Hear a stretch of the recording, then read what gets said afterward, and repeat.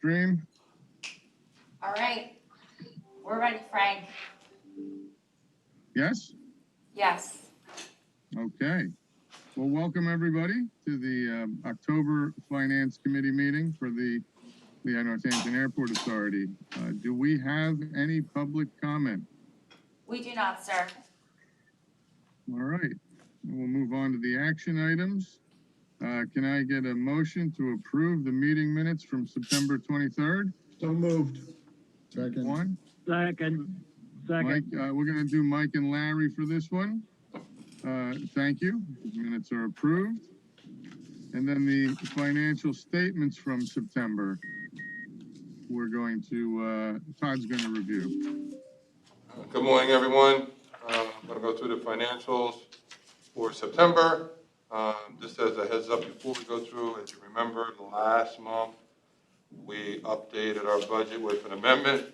We zeroed everything out, so this is kind of the first month after we've made those last revisions. First slide there, so traffic was 49,000. We took a bit of a hit on our traffic, but a lot of that was planned because of some of the construction work. Approximately 18% of the month we were actually shut down doing work. So when you factor that into the equation, numbers aren't quite as bad as they look. Next slide. Again, this is our first month, so this number will actually match out with the year-to-date. This is our first month that with our new budgeted number, where we have budgeted amendment that we approved last month. You can see that we had a pretty good positive variance there. We expected things to be a lot worse than they were. Revenue wasn't nearly as bad as we thought. We continue to manage expenses, a lot of that due to challenges with hiring, so we're doing more with less. Aviation services are up. And this was a month, again, we always like to point out that we didn't have cares. So even though it was, 28,000 negative, there's no cares in there. That's just us rolling along on our own steam. Next slide. Again, as you remember last month, we were pretty close to that same number. 4.4 million. We had over half of that was in the month of August, as you remember from last month. The budget for the year, you'll see that in note 5 there, is a little over 2.4 million with our last amendment. I will remind you that our original budget was 68,000, so we did make quite the jump. But as you can see, a lot of it is we anticipate some additional expenditures as we go toward the end of the year. But again, we're starting off much better than we anticipated for the month of September. Next slide. We're putting up the cost centers there again. We've been expanding the list. Obviously, we always talk about the top 3. Usually it's parking and aviation services, and aviation lease. They're almost always our top 3. You see down at the bottom, you've heard me say a zillion times about airfield and terminal are in theory supposed to break even. Part of the reason those numbers have huge negatives is previous things that we had to do years back where we didn't charge the airlines for certain parts of capital infrastructure that obviously is part of our infrastructure. So that was a big part of why we wanted to change our rates and charges, because they don't even realize how much of a break we're giving them. So those two numbers, are down a lot because of the infrastructure that's not built into their costs that we're not charging back to the airlines. You can see those are big numbers that we're trying to kind of make up. And then at the bottom, you obviously see the huge amount of cares that we're getting. Out of that 4.4 million, 3.4 and change is coming from cares. So again, we're positive, but a big chunk of our 4.4 is related to that care support. Next slide. This one I wanted to get a feel for where we were by quarter, just to kind of put things in perspective, because this was the end of a quarter, and I just wanted to kind of put it up on the screen and just kind of remind people of the journey we've been on for the last year and change. If you remember the first quarter of 2020, we were humming along. And then all of a sudden in March, we got hit.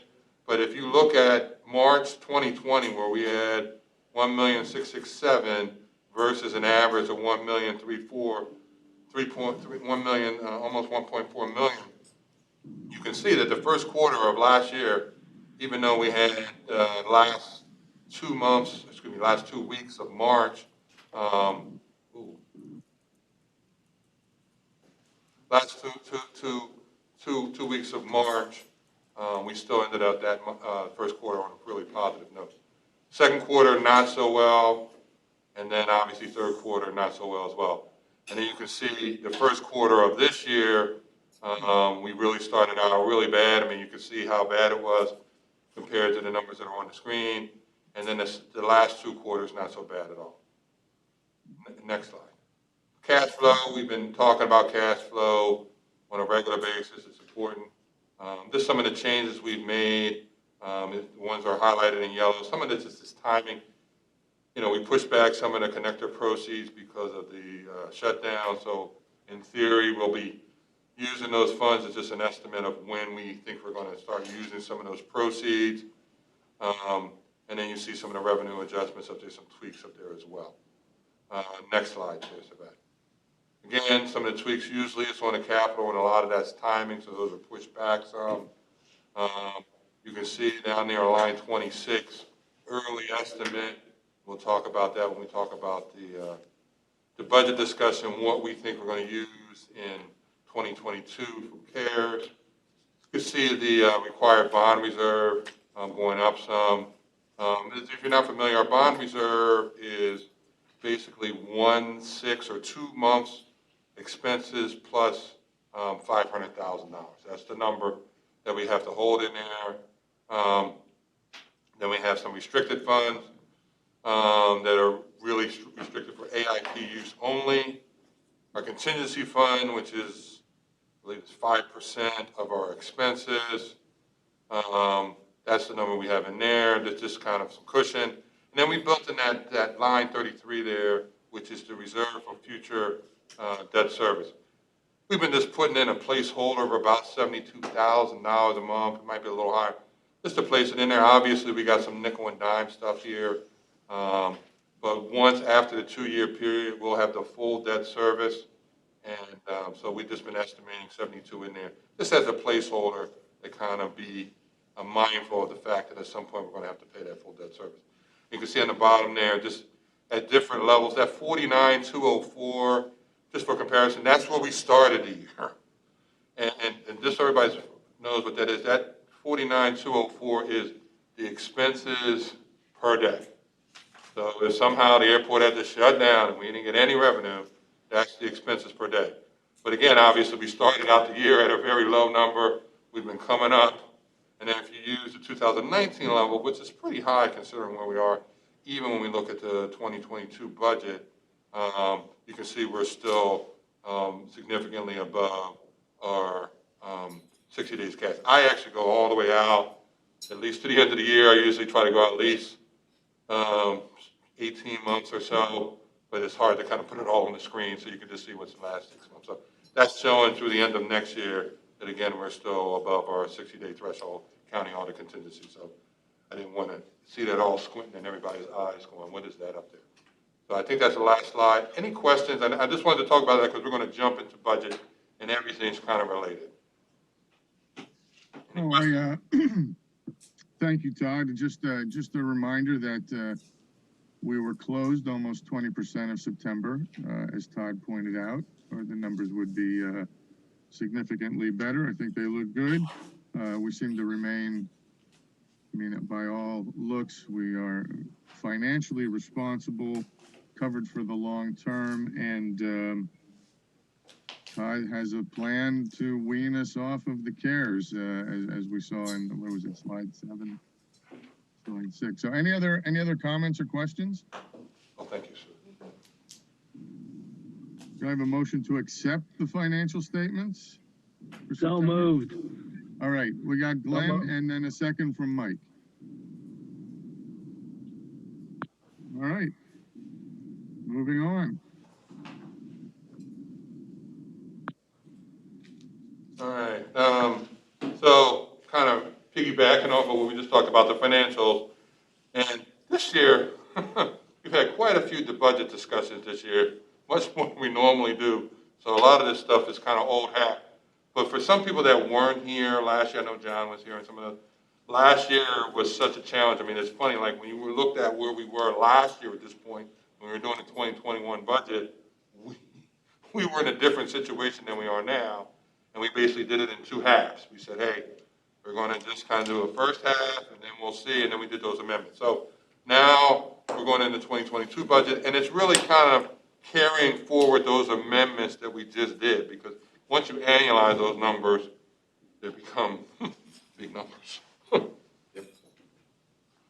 Always start out with, the vision, and just, again, financial, responsible, strategic, and managing expectations. The really one I always focus on is managing expectations. We're an airport. We get money we got some big projects that we're working on, particularly when you think about some of the big projects, and we don't have the ability to use that in our operating budget. So people sometimes think, well, you're spending $100 million on the runway. Why don't you use some of that for we can't do that. So I just want to point that out, because it's a little tricky. And again, the three things that are really critical for us when we think about our budget are the people. This has been an historically challenging year and a half. And in order for us to kind of move forward, we need the people. On the left there, you'll see the people in our airport. We need them. It wasn't that long ago. We had nobody here. So we need them here. And on the right here, you'll see the people here. We need our employees. Obviously, like everybody else, we're challenged to get good employees.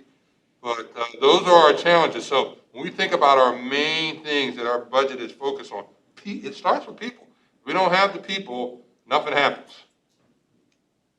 The runway, that's the other thing. Even though these are capital items, there's a lot of support that goes around these. And you can only do so many things, and that's why we're focusing on the runway. That's the key thing. That project is going on, and the amount of operating support to do that project is key.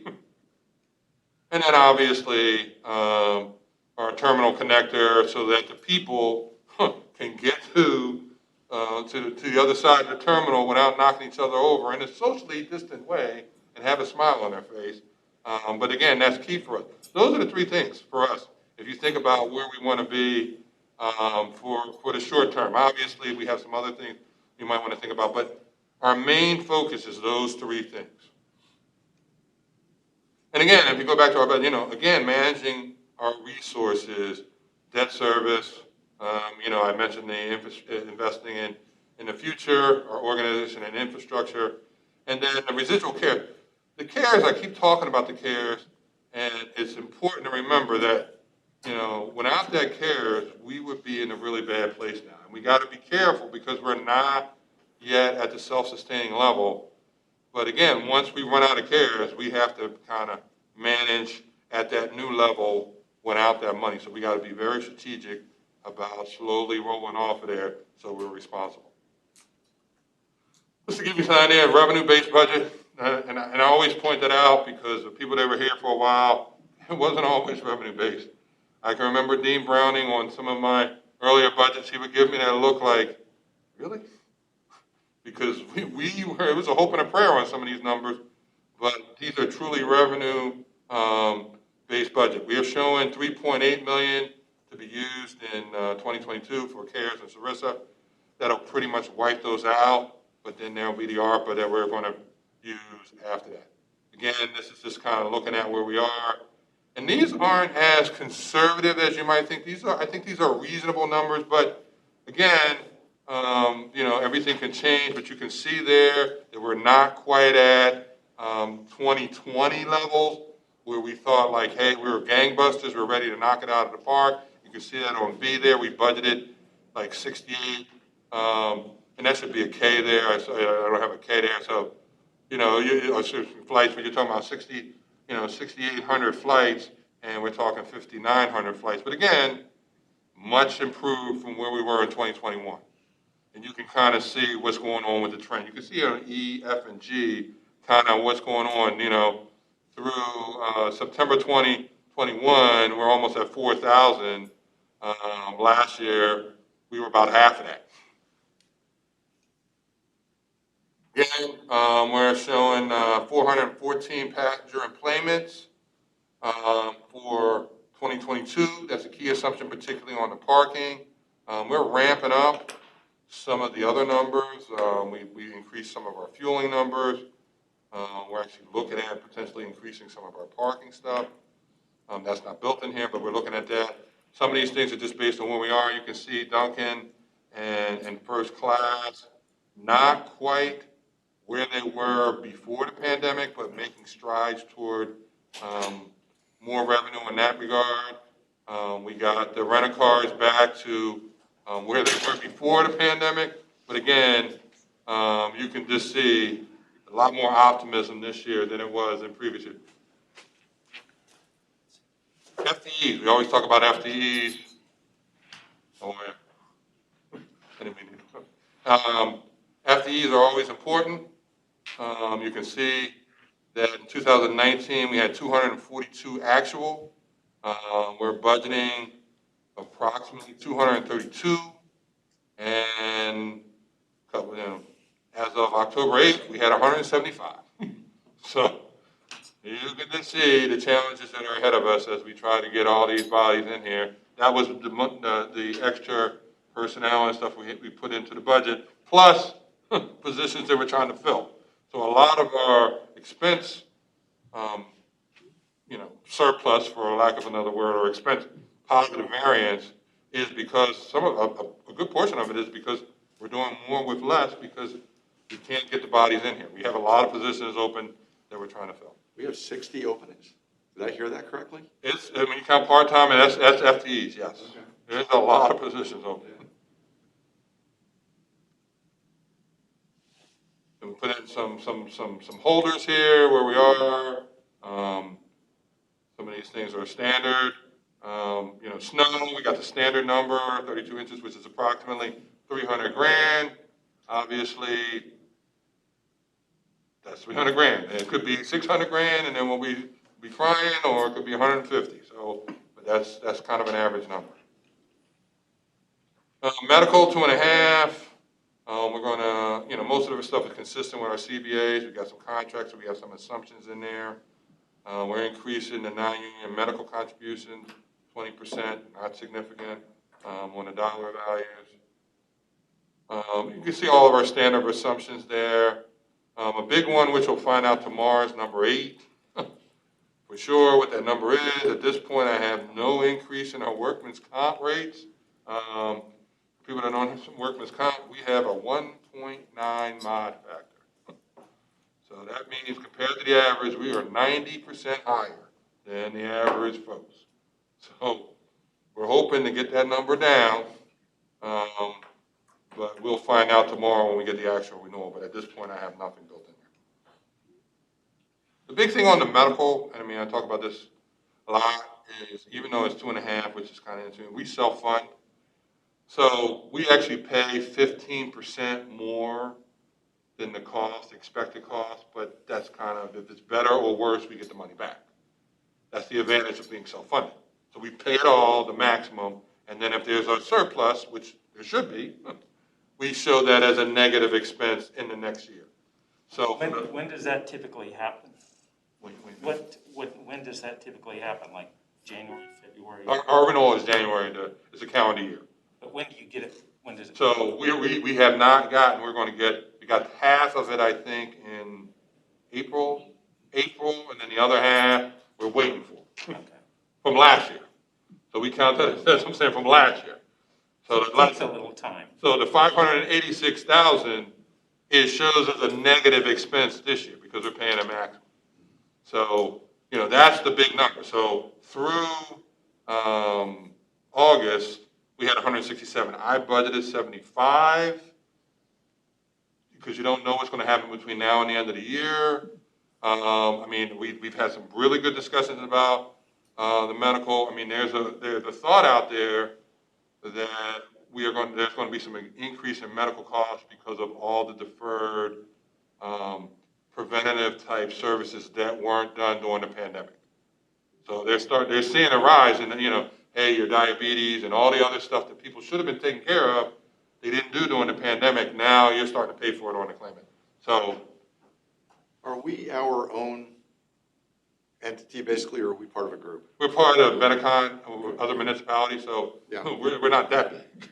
I wouldn't think so. You No, got me we're nervous we're in the Bankers Association group. We do the same thing. There's no, Yeah. we're not, I mean, you need about 10,000 Yeah. people to be completely, so. But we have, just to give you a little bit more information, we have about, our specific is $65,000. So when I say specific, so that means if an individual claim is $65,000, that's the maximum that is charged to us. So if you have $1 million claim for one person, we would only be charged up to $65,000. Because there's two kinds of risks. There's the risk, like John said, that everybody's claims go up on average, or we got one big one for $1 million that we don't have the money for. So we got both kind of protection. We got the 15% cap on aggregate, and then we have the individual capped at $65,000. So if somebody racks up $1 million, we only get charged up to 65. That's when you get into the pure insurance piece. But again, what this does, and a lot of this has just been driven by making the administration costs more transparent, because at the end of the day, the claims are the claims. That's why we're really into these high dollars and a lot of these incentives to really try to encourage our folks to get healthy, have a relationship with their doctor, because ultimately, we think that'll save us money on the back end. So again, you can see it, but you can see, like I said, the last 2 years, we got $600,000, each year, and this year, not so much. 10% on the, we use 10% on the pension, and that includes the additional 2% that we talked about. I don't know if it's 2%, but the additional contributions that we talked about on the MMO. So that's built in there. Again, all that's built into the numbers. You can see here our balanced budget. So at this point, we're our preliminary numbers through, I think, was it Wednesday? Yep, or maybe Tuesday, where we have a negative 2.6 million and change. See that up there? 2,611,000. That's without cares. So let's talk about what we talk about this, kind of slowly getting to the point where we're going to have to cover that on our own. We're going to use the CARES. That'll take us up to 1,157,000. See that? Everybody see that up there? Again, now, last year we were at 68,000. Part of the reason that number is a little bit higher, because you're using a lot more CARES, and somebody said, well, why don't use as much, is because we also have to cover our debt service coverage. And we have a lot of additional debt service. Now, when I did the debt service coverage, I used the 72,000 as kind of a number, because we're not obviously at that number yet until we start paying the full amount. But it's just kind of a placeholder for us at this point. But if you remember, this is the year that we had the extra $1 million. Next year is the year we have the extra $1 million of deferred debt service from 2020 that we had to defer to kind of give us some cash flow. So now we got to pay that. So that's part of what's in there. Again, I always talk about the snow because that's such a big deal at $300,000. And these are rates. This is important to kind of keep them in mind, because at the end of the day, we want to try to somewhat stay competitive as best as we can in the current environment. But you can see we took our rates up from 470 to 515. We resisted the urge, like some other airports did, to change our rates in the middle of the pandemic. Other airports said, we're going to increase our rates now. We resisted that urge and stuck with our stuff on January. I think there's a benefit to that, because it says we try to stay true even during tough times. So we took it up from 470 to 515. We actually did, if you remember, we did the resolution on the rates and charges, and you can really see what happened on the terminal. And that was done in kind of February when we did that amendment. That's really how we changed the way we do the terminal. With Allegiant rolling in there, so that dropped the cost down. So now we're kind of going back to 2020, where we are now, back to that 470, not as, and actually a little bit better than that on the terminal, but still not as good as it was this year. Any questions so far? Yeah. So with that landing rate or the terminal rate, when you come to a decision on that number, what's the main benefit to keep it? I mean, obviously it's a balancing act, we're trying to make budget, but what's the main benefit that pushes it lower? Is it the attracting of more flights or I'm saying it's a No, good no, thing, I- I'm just trying to understand, what's the pressure that pushes it I in? mean, think of the airlines as somebody that has a bunch of coupons when they go shopping. I mean, think of them that way, like, that person that's got coupons. in this one, keep going. Right, they got their coupons, and so, they question every nickel. So, and they usually call Darren, and he's usually stressed, and they go, well, how much is it? I mean, even when we did our cares, what did they ask us, how much do we get? So again, in the great scheme of things, what we charge them, that CPE isn't a big part of their cost, but they make it a big part of their cost. Terminal airport costs are, what is it, less than 5% Right, of total but- cost? But we spent a lot of time arguing over why is it, and some of it's a psychological effect of you're below $5 now. So, but does it factor into their decision? 100%. And what decision, whether to add a flight? Yeah, I mean, listen, they have like, it's all based on profitability, so when they're looking at this, that's gonna affect whether that route is profitable. That's the only reason airlines have flights these days. It's not sort of, back 10, 12 years ago when it was all about market share and, American would have wanted to totally dominate this market. They would have put flights in here whether it made sense or not, just to be the big dog. Airlines got smart. Unfortunately for us, they figured out they had to make money somehow. But again, it's a very small part of their overall cost. And most of their cost is labor and fuel. Airport costs are a tiny percentage of their overall cost, but it's the one they can beat us up about. So that's what we hear about. When you go out and talk to airlines, I bet that they ask, what's your landing fee, what's your CPE? Those are the two things. If it's someone new that you haven't spoken to. And the ones you've been speaking to, it's, how are we trending? Are we going back down? Are we going up? Are we going to get down to wherever, when we talked to, for instance, a brand new airline the last time we spoke to, he made the comment something like, we don't want to talk to anybody who doesn't have a CPE at $8. And the response from us was, well, there's no one in this room of 120 airports that's going to have that CPE, so you're not going to have a lot of takers here. But that's what they want. It's the difference between what they want and what they're actually going to get. Okay. Does that answer your question? No, I mean, those are good questions. Again, in the great scheme of things, as Darren indicated, it's a small percentage of the cost, but it's the one they want to beat us up on the most. And they do have options in our market to say, well, we'll take our flights over to Philly. We'll take Newark. Okay. We don't want that to happen. I think that was the last one. Any questions? I know I went through that. Again, the key for us is really to kind of follow some of our core values when we do our budget. Just really about being honest and having a budget with integrity. That way, whatever we're doing, we can sustain long term. Any questions? I mean, we'll do this probably the show again next month when it's more final, but you get the gist. A lot of it's the assumptions and what we're assuming at this point. But I think we're in a lot better place than we were a year ago. All right, that's it for me. Thank you, Todd.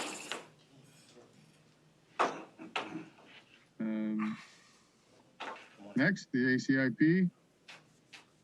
Sure, yeah, I'll take that, Frank. All right, good morning, everybody.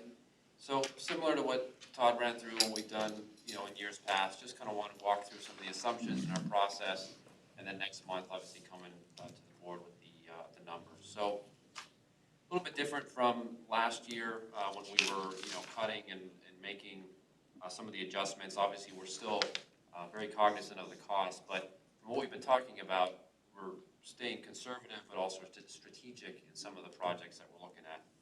Again, the 10% in each project, as we've been adding contingencies and unknowns. Again, projects impacting safety and capacity, as you see with the project out here, with the connector being a capacity component. There's some other ones we'll talk about that we have to continue to evaluate.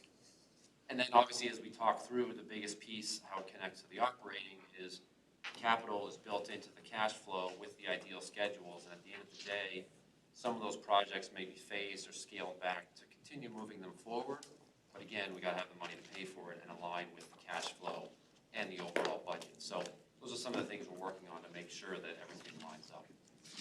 The overall program, what we do, not just from the project side, with the equipment and departmental needs. If you remember from last year, we, again, scaled that back, put it by quarters, and didn't necessarily have as many of these prioritization categories, just given what we were trying to scale back on. What we're doing now is going back to what we had, adding a few different categories to really help us prioritize, what needs to be done immediately, which ones are business critical to keep us competitive. We're talking about what's regulatory from federal and state agencies that really we don't have a choice to do, and then which ones are somewhat the nice haves, but if we have the funding, we should really do it. So on top of that, we're also putting in the actual dollar amounts of each so we can make sure we budget them accordingly when we come back next month. And again, the other piece we talked a little bit in terms of some of our other projects is given the current market and the long lead time, especially on vehicles and other equipment, some of the pieces that we actually were trying to buy this year are really only available next year, so that's going into next year's budget. So working through that as well with our procurement manager to make sure, with Todd Karen and his group, to make sure those are all accounted for. So again, what I like to do is go back, really the last 6 years now, 7, in terms of what we spent. Again, a little bit less this year just because of probably the biggest pieces from the runway. But again, we're still investing in our infrastructure. We'll talk a little bit about that pavement section right there. That's Taxiway Echo North. It's been used as a haul route as of late, but prior to that, it was closed because of the condition of the pavement. So we'll get into that a little bit later. We'd like to go through again what's been completed. To be completed by the end of the year, you can kind of see the list. It's all projects we've talked about in our business committee updates. We talked about wrapping up some of the first phases of the 624 rehab project, Queen City obstruction removal, boarding bridge repairs, obviously the terminal connector design now that we're in construction, so working through that. Again, just some quick recap. We talked a lot recently about the parking equipment, boarding bridge repairs. Earlier in the year, you may remember the Hangar 7 fire suppression system upgrades. That was completed, so put that into service. And I'll go into some of the other details later, but some of the potential projects, when we talk about conservative and strategic, is that top left photo that is Bridge 3 that we removed. It was 1.5 years ago. But again, given what we've been talking about and growth and schedules, we're looking at additional jet bridges in our terminal to account for that growth. The left photo, bottom left photo there, the EMAS bed retape. Basically, the bed was completed in 2015, and each of those blocks, just as a reminder, it's the end of 1331. It's that engineered material arresting system. It's that crushable concrete. Each block is connected by basically a piece of seam seal tape, they call it, that basically breaks down over time. So in order to maintain the integrity of the bed, which each of them are about $6 million a piece, give or take, it's something we got to do to maintain that integrity so we're not, again, ripping it out and starting over. So working on that. Hangar 9 roof insulation, that's another one. That's been a maintenance item that's come up. Can I ask you 2 questions on this, Will, or you want to do it? No, that's fine. Okay. So the tape obviously has a lifespan. What's the lifespan of the EMAS? It's good for much longer, isn't it? Yeah, it's at least 15 years, 10 to 15.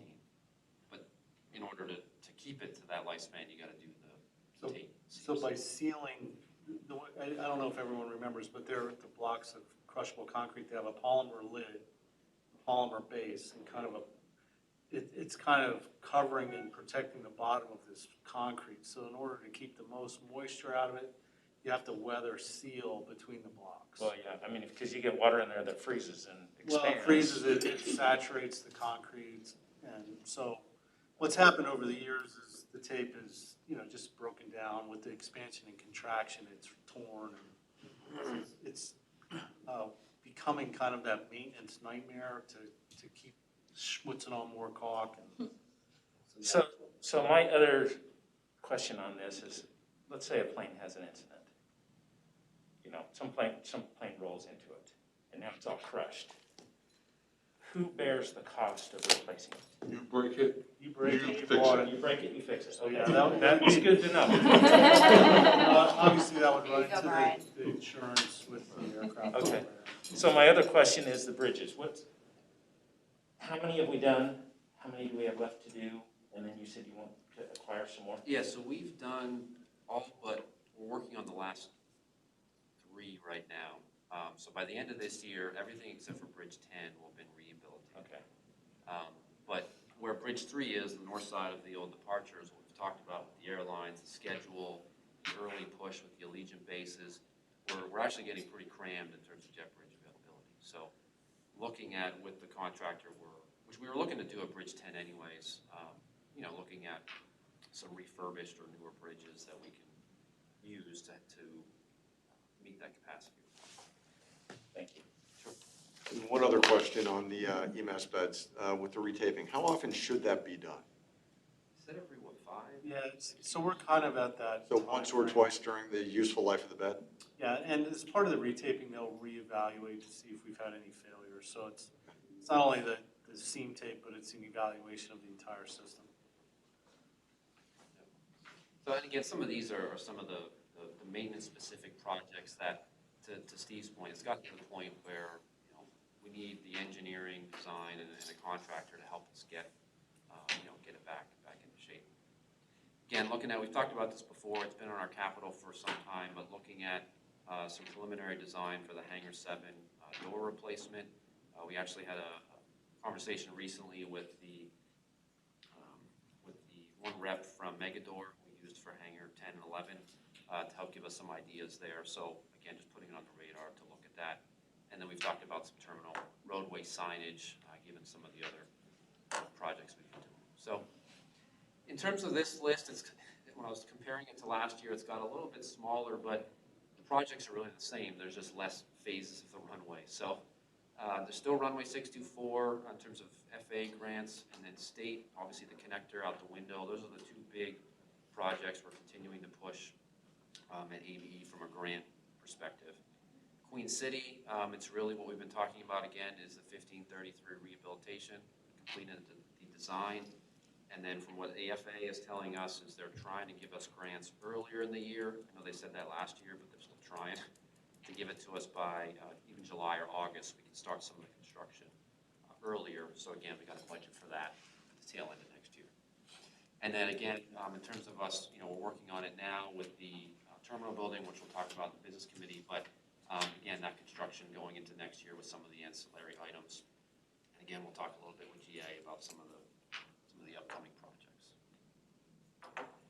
And then in terms of what we always look at, the major recurring non-grant projects, this list has grown from last year. I think we had maybe 5 or 6 listed before.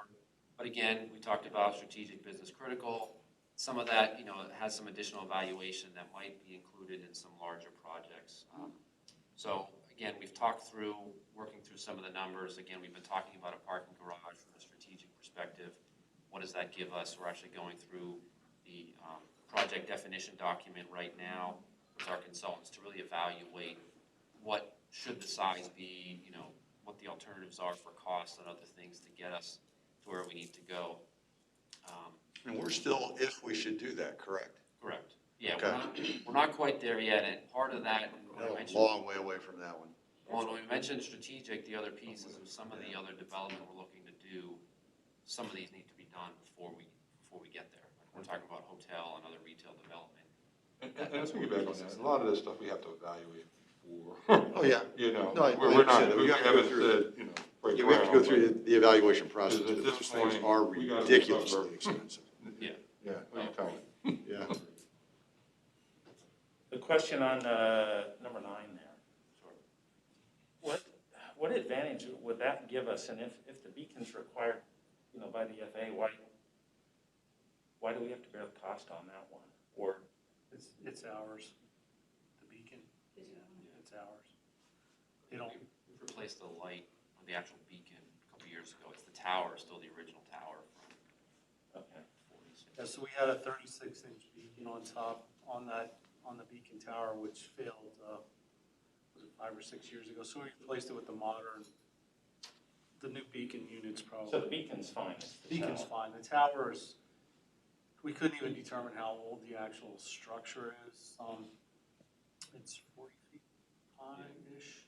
And it's been on the list if we were thinking of, replacing it with one of the tip-down poles and other things. So again, that's one of the things evaluating that, what's the best course of action, to repair or replace it. We have a structural company come in and just repair, repaint, and it's good for another 20, 30 years.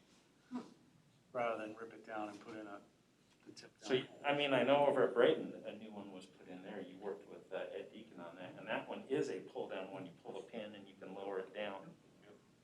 So that had a foundation, and that actually had that steel I-beam, so structurally it had the foundation, and all they did is cut the I-beam and convert it into a tip-down pole. So they kind of remanufactured what was there. This, I think we're like $150,000 for the same height tip-down pole and the foundation work. So, evaluating its current location, whether it needs to be moved to a different area on the airfield, it's all part of what we've been discussing. I don't deny that it's useful. When you're coming in on an approach, It's a and requirement. they want you to call, it is a requirement, but it actually is also helpful. Yeah, not because, I like the way you put that, it's a requirement and it's helpful. That's not always the case. not everything from the FAA is actually helpful. Yeah. So just to make that clear. Doesn't make no sense. So it's been helpful in the current location for 50 years. Do we move it to the other side of the airfield, which confuses every pilot that's landed here unless, they'll land in Queen City because the beacon's in all that goes into the evaluation of whether we keep the structure, replace it where it is, or. The general vicinity is the main thing. You're trying to pick it up from, 5 miles, 5, 6 5 to 10 miles out. You're not navigating to the runway. It's just Yeah. Yeah, oh yeah. there it general is. position. Yeah, and again, that one we've had on the list, it's just, like we said. So the reason it's really on the list is that our maintenance crew cannot climb it to replace the bulbs. Because it's 40s technology, it's got a steel ladder up the outside, there's nothing to harness to. So every time we need to change a bulb, we have to get the cherry picker over there. Okay. I didn't mean to No, divert too it's a much good on this, question. but I just wanted to understand why it was on the list, so I get it. Okay. That's a good question. Yeah, it's more the structure than the actual. And access. Yeah, and some of the other, again, you can kind of see, we've talked about some of our airside, landside pavement repairs with our on-call contractors, keeping that moving so we don't fall too far behind. And then again, the Hangar 7 restrooms and bathrooms, working through the design now. We've talked about that, again, pushing that forward, just given the condition that those are in. Again, the other piece, number 6, the transportation impact study. So some of that is, again, related to some of the potential development that we have on our airport layout plan, and some of the discussions we've been having for development on the north side in front of the terminal, starting that process, but again, depending on cash flow, timing, where that is, that'll come into play. But again, it's something that requires some of that engineering expertise to keep that moving. And then the last two potentially may be covered, 11 and 12, may be covered in the connector project. But as we were looking through, you come through the checkpoint, you go up the new connector, you punch into Wiley Concourse where the gates are. Some of that, the millwork, so basically you check in on the ticket counters, and the carpet is from 97 when we did the terminal. So again, continuing that experience through, we've had it on the capital list, but in terms of strategy of having that completed when the connector's completed, makes it more of a seamless customer experience when you're coming through the airport. So depending on the project, that might be covered as part of that, or it's something separate we do like we did downstairs with baggage claim carpet, just to kind of phase that as well. So again, working through, it's something that needs to be done, but strategically it makes sense to do it when we're completing this project that takes you right out into that space. So those are just kind of, some of the high levels. I believe that was the last slide. And again, next month, obviously coming with the budget numbers, working through that from the grants and those kind of things. But just wanted to get a little bit of a flavor of what's coming. Well, on a macro level, I think it's important to remember that, in 2012, I think it was, our depreciation number was about $2.7 million. So that's kind of like an annualized infrastructure. For 2022, we're estimating about $6.5 million. So that continued investment in infrastructure, since we've kind of gotten behind the WBF stuff, has been something that we really focused on, trying to get our airport infrastructure up to snuff there. That's a good point. And everything, as Ryan said, is built into the cash flow. Obviously, we have to have the cash to pay for these things, but, and we'll have all that next month. But I think, this is kind of that preliminary discussion. And one of these months will go where we don't talk about budget at all. That'll be nice. No amendment, no new budget, no nothing. That's all I had. Any questions? Ryan, I had a question. Sure. The number 5, renovating Hangar 7 restrooms. This has been on the docket forever. I mean, is it going to become a reality eventually, or where do we stand with that? Yeah, no, that's a good question. Well, given the priorities that we've been working through with the, to Todd's point, with the August budget amendment, we're actually working through the design, the final design, starting it right now. So I think that's closer to reality than it was over the past couple of years. So it's definitely something that we've known. It's been on the list. But yeah, that's something that we're definitely looking to proceed with next year. Thank you. Yep. Any other questions for Ryan? Just got a question and a comment. On the comment side, I want to thank Brian for his perspective, because you as a pilot look at things a lot differently than anybody else in this room does.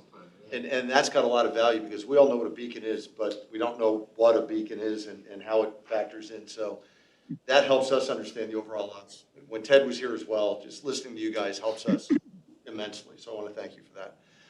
Then the question is, really it's another comment in terms of the parking deck. We're going to have to take a very, very hard look at it.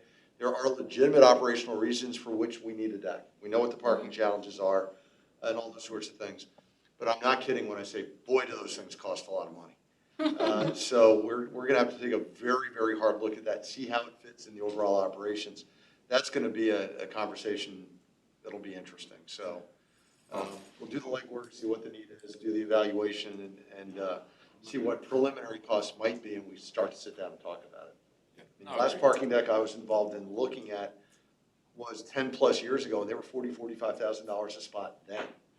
So I'm not even sure. Yeah, they're a lot of money.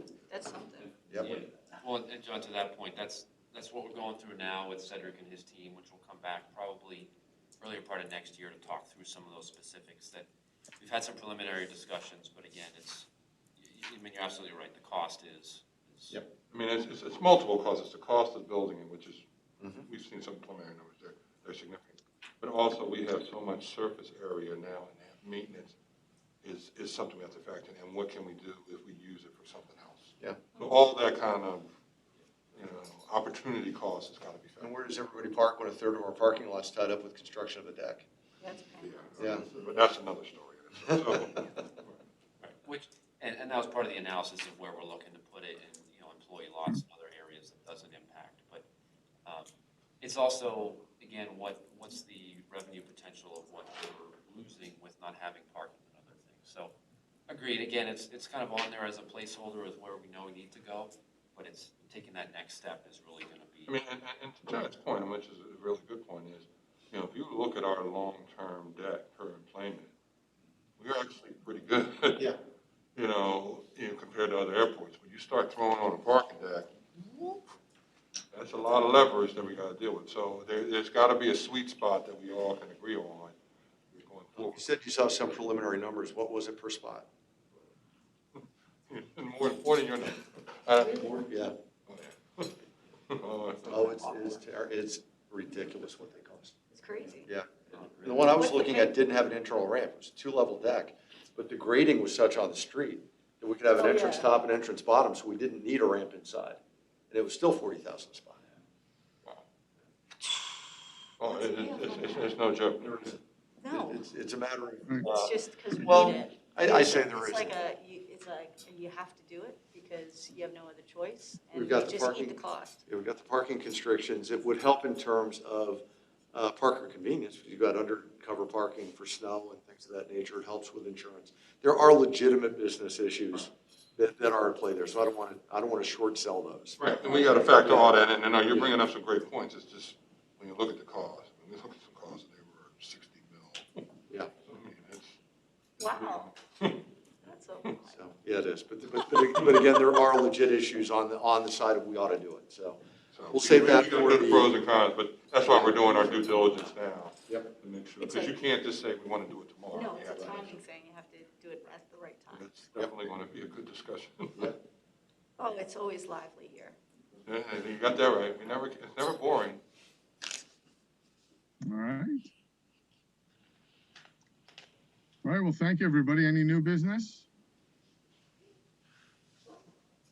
Can I get a motion to adjourn the Finance Committee meeting?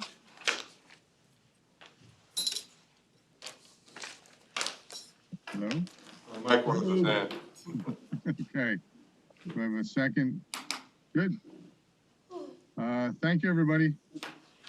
Thanks, Frank. Yep, thanks, Frank. Thanks, Frank. Have a good day. Yeah, see ya. Gotta go. Yes, Frank.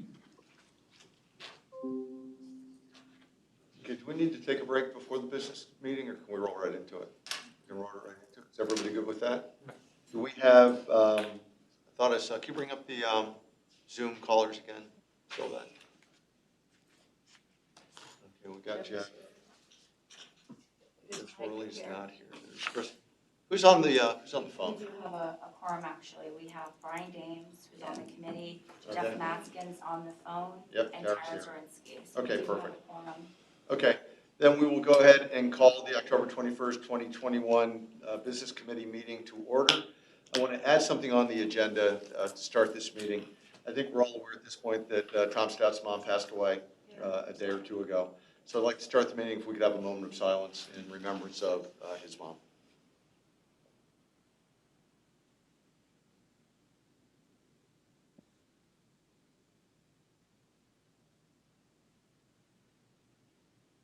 Okay, thank you, everyone. Appreciate it. Sylvette, do we have any public comment? We do not, sir. Okay, sounds good. So we're right, let's go ahead and call the roll. Well, Mike Dowd's not here, so Brian Dames. Here. Jeff Maskin, Here. Chris Worley, and Tara Zorinsky. Okay, so we have a quorum. Okay, first on the action item list is approval of the meeting minutes from September 23rd, 2021. Sylvette had circulated those via email a while back, so I'd entertain a motion to approve. I'll make a motion. Motion by Tara, second. Second. Second by Brian. Any additions, deletions, or corrections? Hearing none, all those in favor of the subject motion indicate by saying aye. Aye. Opposed? Motion carries.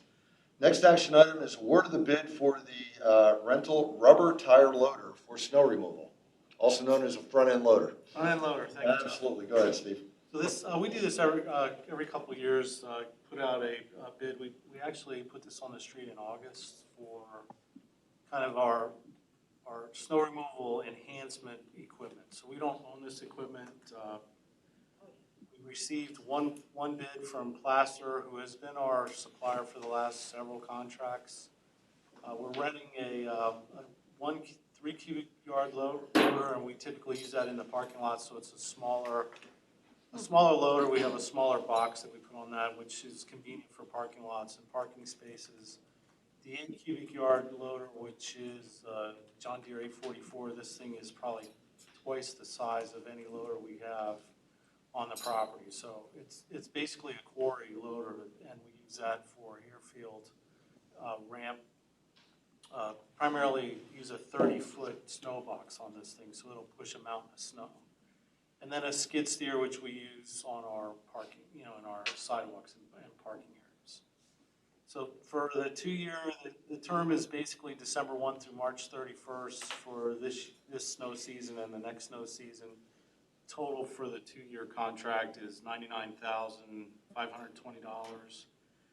There is a kicker for to the monthly rent. If we use the equipment more than 100 hours a month, we pay $29 an hour, $80 an hour, and $14 an hour over that monthly rental. We've never hit those numbers. Even last year with the big snowstorms, we didn't come close to the 100 hours a month.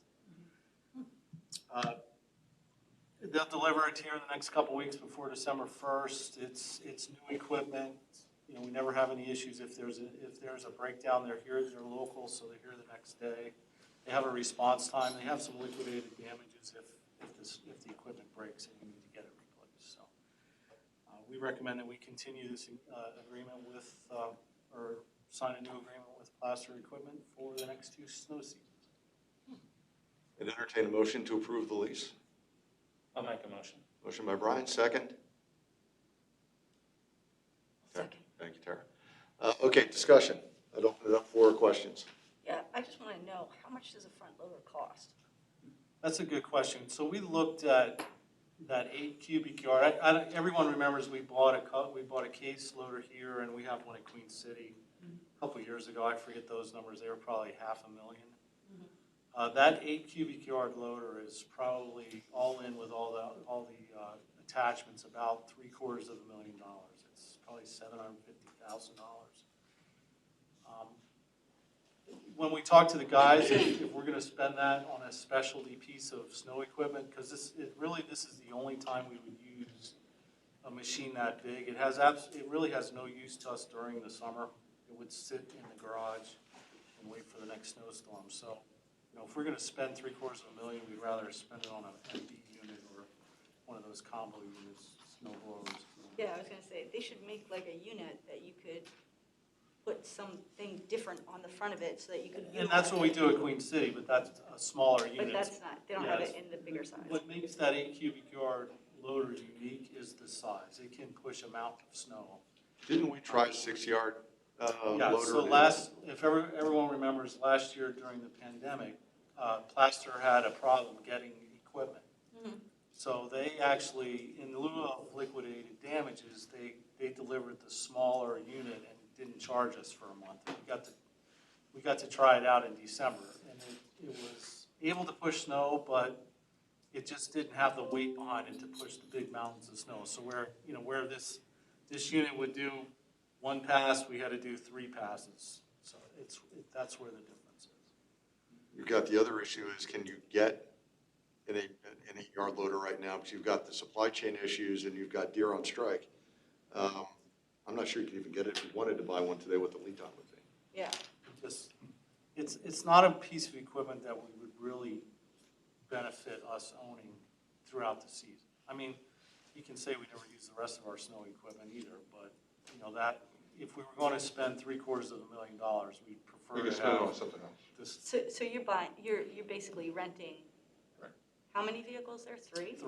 3 vehicles for $99,520. For 2, well, basically For for 2 8, years. for basically 8 months of the 8, for 8 months, it's costing us $100,000. So December, January, But- February, March of the Like next 2 year. years. It's 50 a year. Okay. About So 50 a year. that makes sense then, if you're talking about $750,000, because then you would have to assume the cost for all the maintenance and everything else, and that's Yeah. fine. I mean, we've looked at skid steers, that might be an addition to the equipment list that we would use. The 3 cubic yard loader is a little smaller than what we normally use, than our case or the one in Queen City. So it falls in that area where, yeah, it's small for what we would use in the summer, but it works great in the parking lot for pushing. Okay, so in this contract, let's say you go over 100 hours. What do they charge you then? That's the $80 an hour over 100 hours. So it costs us Where's that? $8,000 a month for the 8 cubic yard loader. Any time over Oh. 100 hours in that month, we get charged the. Okay, sorry. And we track that, so if we get anywhere close to 100 hours, we know that, and we know to not do Oh, that. absolutely. Yeah. And that's why an 8 But cubic once yard. again, if we needed, We don't use You it. need it, you need it, yeah. we need more than $300,000, Todd, okay? Could cost $5. So yeah, Todd loves that. we keep an eye on it, but, for obvious reasons, the equipment's here for a specific purpose. Yeah. How do we think the winter's looking this year? I don't want to even say, I don't want to jinx it. I've seen 3 woolly caterpillars, they were heavy. I know, it does seem like it's gonna be a bad winter, eh? Yeah, I'm thinking that, but I don't want to say it out Well, loud. I've been told that. It looks like what we're seeing is kind of the repeat of the last couple seasons where it's warmer earlier, so we make it through the end of the year. And We then get hit. Gotta get hit in February and March. And late January and But it's all February. gonna dump at once, so that's why, This kind of it's- equipment is helpful. yeah, but it's problematic if it all dumps at once, because that's harder to move. To some extent. Is it better?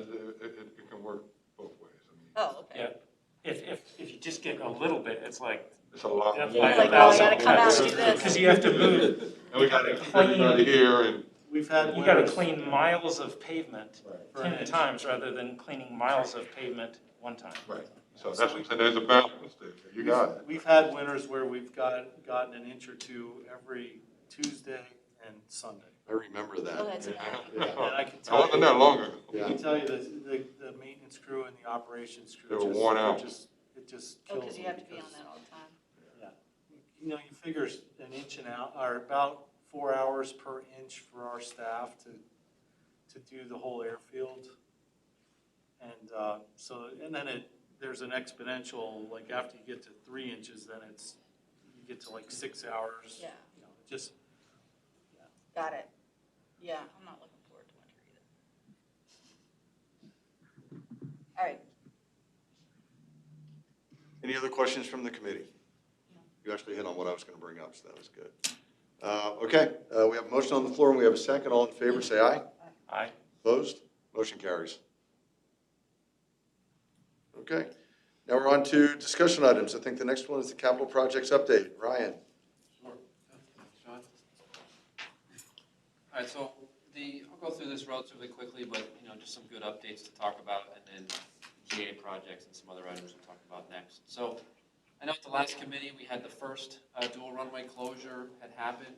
Since then, the second one had occurred, so I figured just a real quick recap. Second closure, the 54 hours was completed about an hour and a half ahead of schedule. Between the two, we talked about before, the first, but between the two, about 12,000 tons of asphalt was placed in the intersection. Total pavement thickness at this point about 17 inches per the FAA requirements. Again, leading up to that, about 46 coordination meetings, about, again, a year and a half, going back and forth, making sure everyone was prepared.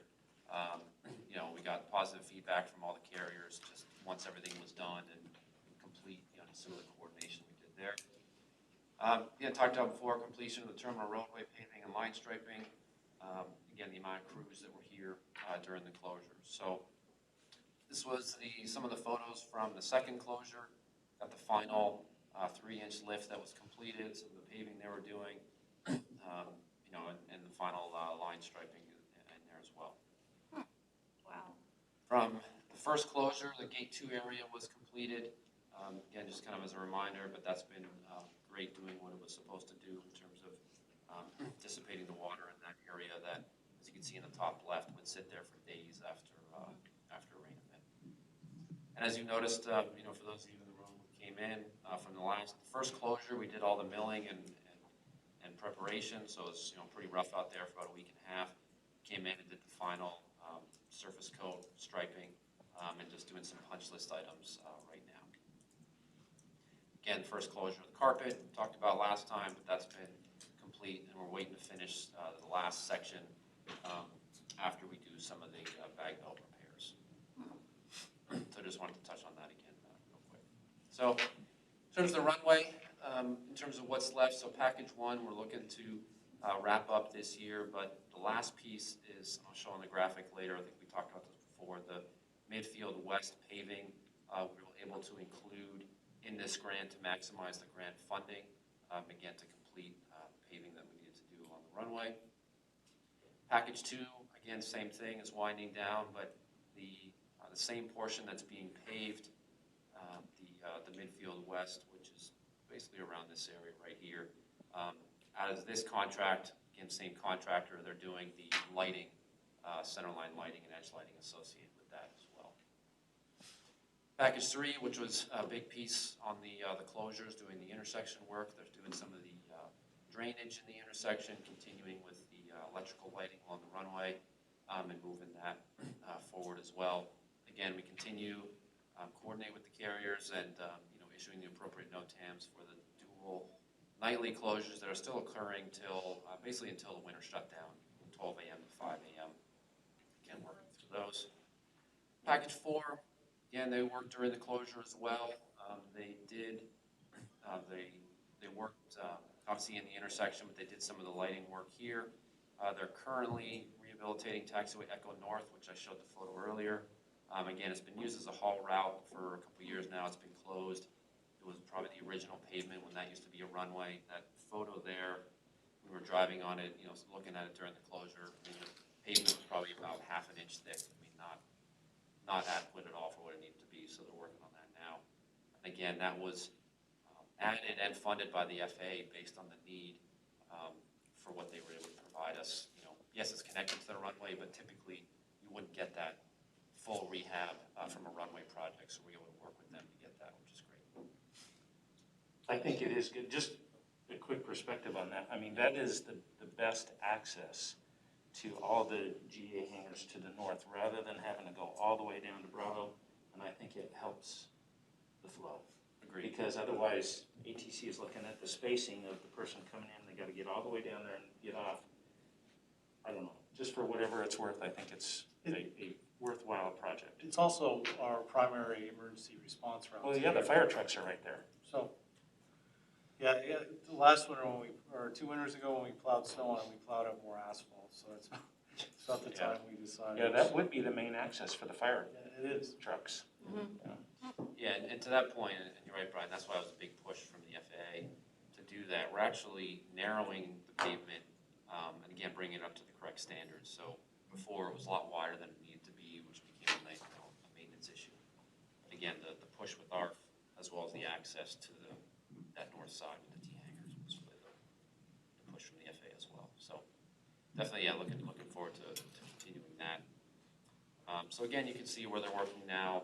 The lights in the intersection, kind of that midfield west section here. Again, Taxiway, Echo North. One thing I didn't mention from the other slide, so the new Taxiway Gulf, which is this Alpha 3 access, the new access will be right around here. They were going to start this month, but in that area, we actually impact our fiber lines that run through there over to Hangar 7 and feeds that side of the airfield.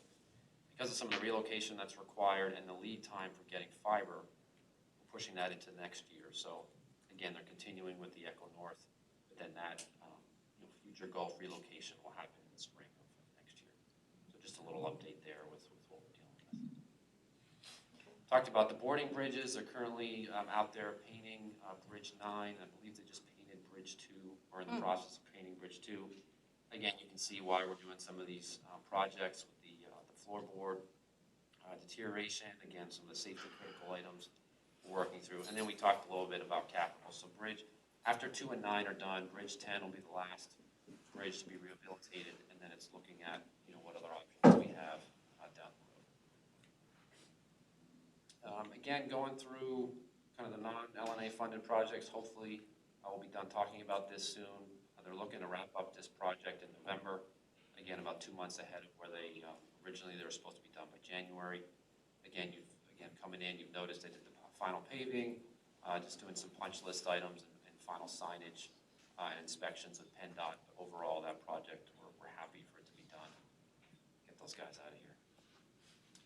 Again, just a general update in terms of the numbers. Again, nothing major change, really just the expenditures. You'll see, again, as I mentioned, packages 1 and 2 of the runway. You can see they're winding down in terms of what we spent versus what the total project cost is. And again, and working through the projects there. So I believe that's all I had for the major capital projects. Any questions on that? Yeah, thank you, Ryan. Open up the floor. Any questions? Or I should say, any additional questions? Okay, hearing none. Ryan, thank you. Good report. Sure. Always good to keep an eye on what's going on the capital project side. Okay, general aviation update. Who's going to do that one? So this will be a combination. I'll do a couple slides, and Okay. then I'll hand it over to Darren and Colin to add a few things here. So, again, working through on the project side, Queen City.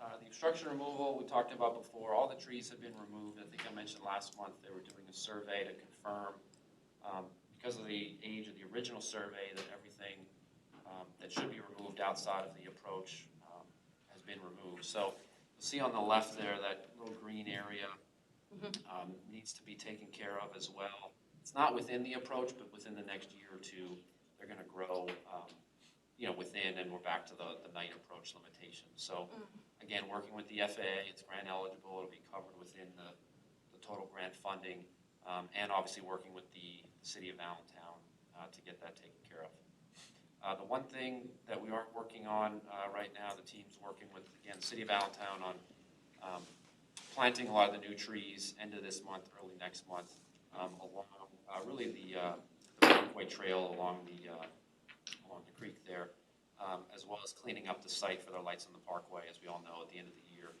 comes out right through that road right there. So again, continuing that, getting the safety aspect, working with the city to get what they need, and then again, hopefully trying to close that out end of this year, beginning of next year, but having all the work be completed. 1533 rehab, again, we talked about capital. We've had our meetings with the FAA, pushing to try and get the construction bid documents ready by December, again, to get grant funding for next year. Working again with operations and Kimi down there for the management side of phasing and haul routes and other things as we work through that. So more to come on that, but again, we're continuing to push that forward, which we're excited to see. Question on that. So when do you anticipate that we'll be putting a bid out? So likely in the If you had to spring, guess. yeah, in the spring of next year. So the grants are due beginning of May, I think they've said, the FAA has told us. So in the springtime of next year, get the bid out, apply for the grant, and then they're saying by July or August, we should get the grant offer. So again, working through that timing to try and get that completed as well. And the time frame once it starts to completion, your best guess is what? For the construction? Yeah. It's about 2 years. So part of that is from the FAA's funding limitations, but part of that is just to phase it appropriately. So more than likely, to make it easier, we'll close the runway between basically the red areas there on And leave the intersection open. Yep, leave the intersection open. We don't actually have to rehabilitate because the intersection was done when 725 was done in 12 or 13, I believe, which helps us as we go through. So another piece of this is, since we're talking about it, we may have talked about it before, but what the engineer is actually trying to do as well. So just like out here on the runway, we got to make the pavement thicker with just the requirements that are in place from when this was first done. They're actually looking at doing basically a milled reclamation or pavement reclamation. So they actually break up the pavement that's there and use that as a new base and then build on top of that. So we're not going to be hauling away as much material to get us a better product. It actually saves us some money then too. So that's a good thing to do. And we couldn't do that like we did out here because we're reopening every morning. Here, if we close the surface, we can do that.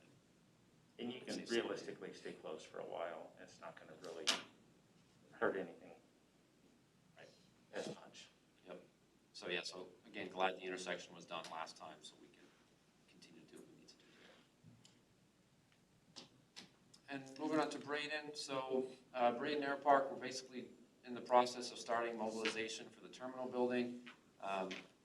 Again, substantial completion. We're looking to finish by the end of the year if Mother Nature cooperates. The big thing, we talked about this before, is really we've been having conversations with the township probably daily for the building permit. So all of the comments have been addressed, accepted. They're basically waiting on the final township solicitor review to release the permits based on, I think we mentioned this before, is the land development approval was done as part of the fuel farm, phase 1, and the terminal was always listed as phase 2. So because that was done, I want to say in 2012, 2013, I want to make sure all of that's in compliance. So we're working with them while trying to get that released. So obviously we're starting to mobilize, but getting them out there to get the construction going. I'm just throwing this out there. Could the county possibly help encourage Forks at all in that? Do you want me to put pressure on this? No, I don't know. I'm just wondering if we're just if we're just waiting for the the county's invested a significant amount of money. And so if the permit is just sitting on someone's desk, maybe it's not, maybe I'm reading too much into it, but I don't know. And that's The county put in $300,000. for some of the previous work, right? I mean, that was part of what I was thinking where it was until we finally got an update actually just yesterday in terms of the, being in the solicitor's hands to make that review, which I think she did respond to our engineer yesterday. So I think it is something, if we get to a point in the next few days that sits, that might be an option. But I think right now, I don't know. Can't recall the name. Judge Freeburg might be the solicitor. Solicitor and Forks. Who's the solicitor at Forks? There's a new solicitor, Nicolosi is no longer there, but it's somebody from her firm, Pereira, maybe? Yeah, I think that does sound right. That's the name, yes. I remember it. Well, and to that point, that's been part of it, is there's been, the zoning officer, there's been some turnover, obviously, with the solicitor, so they just want to confirm those pieces. But again, we're optimistic, we're starting to mobilize, but we can start getting some updates in terms of the. Are they, so the supervisors haven't approved it yet, or? It's been approved, the permit, they're just waiting to release it based on the confirmation from the solicitor that the original agreement covers the work, which we had, again, talked to them back earlier in the year that said it was covered, so. But that was So a why wouldn't verbal they release agreement? Or, Yeah, based on, the conversation of, hey, this is how we're planning to submit it, so that's still the. So everything's in motion. It is, yep, so everything's in motion, so okay, it sounds like if it's in motion, I'm just wondering if it gets bogged down. Usually things in motion stay in motion.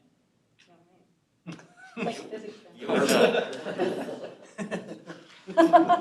I don't know how, I don't necessarily, and I speak as one who doesn't really know how these things work necessarily in the government. I'm just, if we've got the stuff and we've got the time and we want to get it done before the heart of winter hits, I'm Sure. just thinking it's in our best interest to kind of, if we need to lean a little bit, and to help it happen before we get into January, February. Yeah.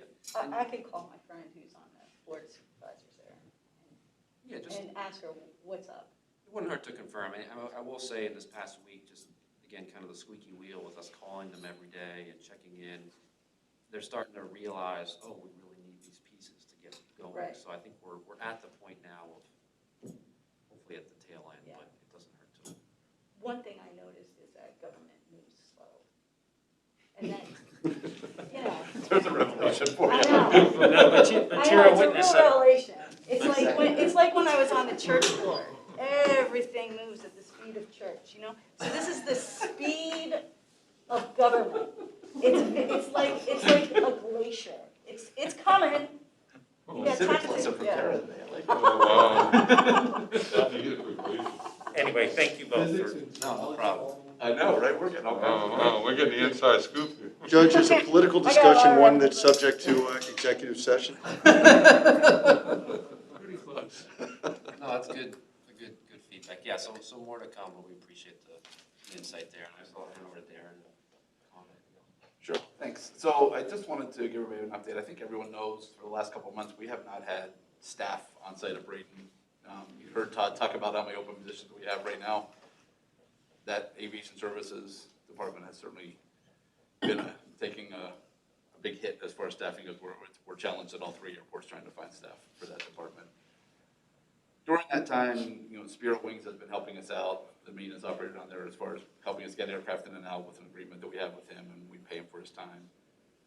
We've been having discussions with him about making that more of a permanent arrangement, and I think we're getting pretty close to doing that. So, to where they will basically take over the day-to-day operations of the airport down there, so that we will not have staff on site for the foreseeable future. So, more to come. We're not there yet. I think it's the right move for us. I think it's actually probably a good move for the airport as well. Financially, it's really comes out to be about a wash for us. It doesn't really do a lot to help us out on the financial side, but it does take a lot of responsibility and some of that. I think if you really dig into the financials, it probably does have a financial benefit to us, because a lot of the time and everything that we're spending that probably doesn't always get absorbed there the way it should. So I think it's a good move.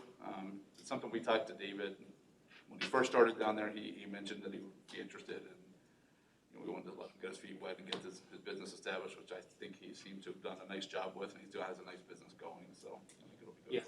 He has a large backlog. Yeah, that's kind of what we've heard from him as well, so I just think he's kind of connected to that community pretty well, the GA community and everything, so you. So a quick question on that, I think it's a good idea. Does he have the use of, do we have a tug? Do we have the right We're talking to equipment? him about all the equipment and whether he's going to lease, purchase some of ours. I really can't purchase, but probably lease some of our stuff.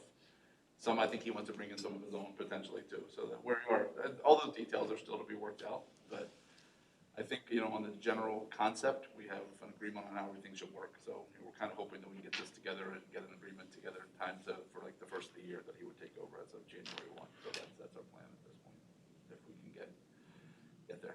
Are there any risks to basically outsourcing staffing? I mean, we've done it down there before, to be honest, back, I guess. 2012. Was it 12 when we took it back over? So up to 2012, that's when Moyer Aviation operated that entire field and did everything kind of on our behalf. There were certainly some lessons learned in the way that. What was the reason why you took it back?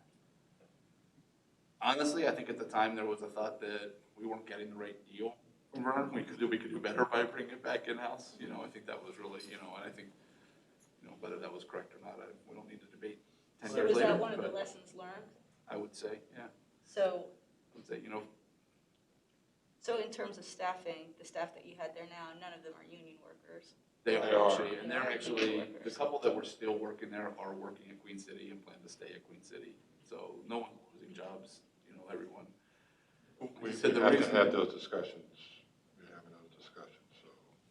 to your point. Am I not allowed to have those? No, we're having those discussions with the union. Yeah, Oh, we've talked okay. about- Nobody's going to lose their job, we're just going to move them. Yeah, because that's important. Right, Yeah, nobody's the losing. union seems to be in favor. I know we have to get back with them on a final, kind of when the date and everything is, but from the early discussions, they were okay with it, basically. So Spirit Wings would hire union workers? No, No. but they would work. The union workers that were there will continue to work for us Okay. at this point at Queen City. But they won't be replaced by whoever Spirit Wings. So Spirit Wings will have employees in addition to the workers that are already there. I think it's just one guy. One guy. What's that? Spirit Wings. Well, he's Does he gonna have have one person that helps him? Yeah, I mean, he'll be hiring more people I mean, it's to do like- this, yeah. But I you're mean, telling it's me there's two at staffing most needs. right now. Yeah, but you're telling me they need staff there. They are definitely going to hire some more folks to do Yeah. this, of course. So yeah. why can't we hire more union staff? We're having trouble finding staff for any of our Really? positions, Tara. We can't find, I have, What's the right now I have, how to say, I have at least 8 full-time positions sitting open right now for aviation services, most of those here. Union work staff, so. And how much You does? walked in a little bit late, Tara. Did you hear part of the conversation during finance regarding No, I staffing? didn't. No. We're approaching 232 next year. We're at 170 FTEs right now. We're like 60 short.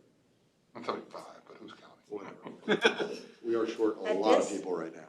At all 3 airports. Within All the three, organization. For the total organization. Yeah. Staffing, I mean, as I'm sure you know, everyone's Yeah. having staffing challenges, and we're Well- not immune to it. Well, no, we all have to start having these conversations about how we're gonna pay people, because you have Uline giving out $27 an hour and a sign-on bonus with healthcare benefits. Like, yeah, I don't wanna work for $13 an hour, thanks. I mean, That is. you have to want There's a balance that we have to maintain. yes. The last time I checked, Tom wasn't flying, building a spacecraft to go to the moon. So we have to make sure we have the resources to do what we can do. Because some of these folks have more resources than we do. Sure do, but it changes the whole landscape It does for everybody. We're doing what we can, but again, we're in a different position than some of these companies that can just Oh, do yeah. for money that we don't have. Daily conversations we're having internally. Todd could vouch for that. I'm in his office or on the phone or whatever with him on a daily basis. Like, how else can we skin this cat to make this work? It is a challenge. I mean, we're gonna get through it, but This is the problem, that people want jobs, but they can't afford to work at the jobs that are available because the cost of living is, if you have a family, you can't live on less than like $60,000, like with the cost of rent, food, and everything else. And so it makes it difficult to hire these positions. I mean, but y'all. Somehow there has to be some we sort can of go back and system. forth, but a lot of times you're talking about a lot of these are, what you're saying in the valley is a lot of competition for these unskilled workers. Yes. So, we're gonna train them, they don't have to bring anything in, so. I just want to tell you, even skilled workers are getting $16 an hour, you know. There's a difference between this, we're not talking skilled folks, we're No, talking. but we're talking unskilled. I know, but the That's what I'm wages, saying. it doesn't matter, skilled or unskilled. That's what Wait. happens. Well, yeah, but I mean, the wage barrier that we're working with is in both skilled and unskilled jobs right now. I get it that you're Yeah, doing but what I'm unskilled. saying to you is if you're gonna bring in an unskilled person, you have to factor in the cost of training and all the other stuff that they don't. Oh, right. Yeah. So when Okay. you're skilled, you can afford to pay them more because you don't have to train them. They're already used to that position. They're bringing in a certain amount of stuff. So you're offering, so you have to train people as well when you just bring them That's what we on? call unskilled because they're not Yes. bringing a skill with them. We're not talking about Yes, folks that have, a certifications trade. and stuff like or- that, trades. We're yeah. talking about, hey, come in, we'll teach you, and that's how it goes. Yeah, that's where, Tara's bringing up a very good point in terms of labor market and cost of living. Inflation's here and it's gonna be here for a while. No one's buying the transitory argument anymore. No, this is not transitory. This oh, is no. gonna be status quo. Yep. Yeah. It'll be there for a little while. But what we've got to deal with it. So one of the ways, and we've got to look at ways that we can deal with it and pay appropriate wages for the work that's being done. But to me, the big point to press, and we've got with Tom, we've got the poster child, is you can have a career here at the airport, not just a job. Right. If you go to Uline, you're making 24 today. 10 years from now, you're going to be making 27 and doing exactly the same job. Right. We've got a guy who threw bags, slept in the parking lot, goes to the shifts that he worked, and now he's the executive director of the airport. Right. That we can provide a career as opposed to a job, that is a competitive advantage. That We can help. agree. But It's marketing. So there's mobility. yeah, So why aren't we marketing at like, I don't know if we are or not, at like job fairs at like NAC and places like that? We are advertising. Okay. yeah, I've seen the Facebook Darren or the indicated LinkedIn posts. these are ongoing discussions that we have about how we can do it. It's a discussion that everyone in the valley is having. I know. Yeah. So again, we're all Believe competing me, for we're the having that same, in county too. we're all competing for the same employees. We have certain advantages and disadvantages, and we're trying to really use our advantages, as John said, to appeal to employees that this is a place you can work for 20 years Right. and move up. I mean, he grew up as a fueler. He's now a director, as you said about Tom. So there's some upward mobility. Connie's another one. I mean, there's I a mean, lot of people. it's just, communicating that to folks. And a lot of times what you find, even when you talk about like benefits and some of the other, people don't drill down on those numbers. They just say, hey, it says 20. What's They this? don't know what they have to pay for benefits, time off. They don't know what kind of work it is. I mean, one of the things, and I've had these conversations all the time, one of the things we talk about is, you work here, there's a lot of downtime. So you're busy for periods of the day, but you're not like a robot, like at a warehouse looking at four walls all day long and asking for permission to go to the bathroom. Oh, yeah. Somebody, scanning you when you come through. So we have advantages, but again, it's hard to put them out there because everybody's got all this noise going on.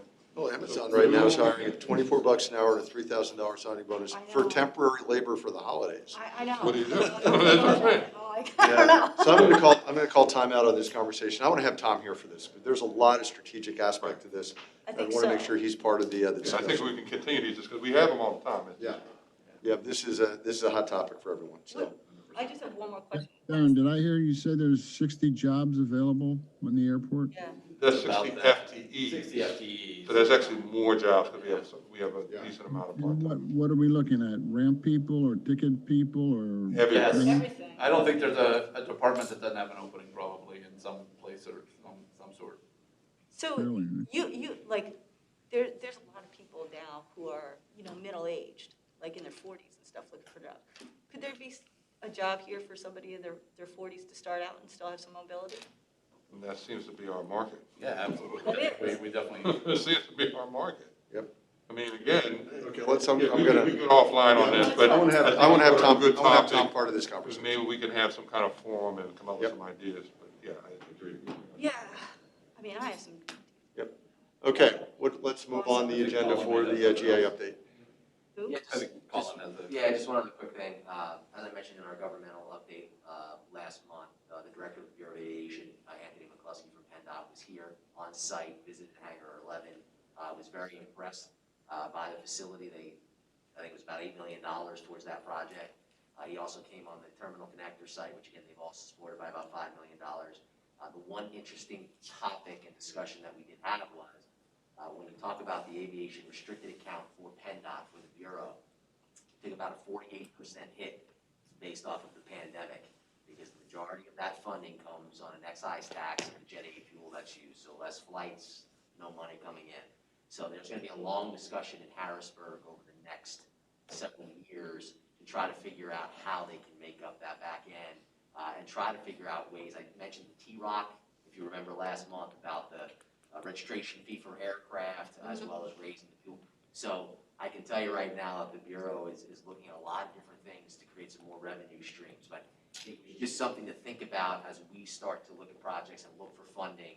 That the Bureau has also been seriously impacted, by this pandemic. So he was very appreciative of the visit, loves the projects, thinks the Lehigh Valley is a great aviation community, but, overall, I think it was Ryan Meyer helped out. Obviously, Tom was unavailable at the time. So, again, great visit and great relationship continues to build between us and the Bureau. Thank you, Colin. Colin, can you also share a comment you received from Megan in regard to our YouTube channel and the committee meetings with the GA community? Was it Megan that told you she liked the YouTube channel, that you could see the meetings? Yes. Yeah. So You can yeah, share that. Yeah, it's one of the big things that we've talked about over the the pandemic really brought this on in some respects.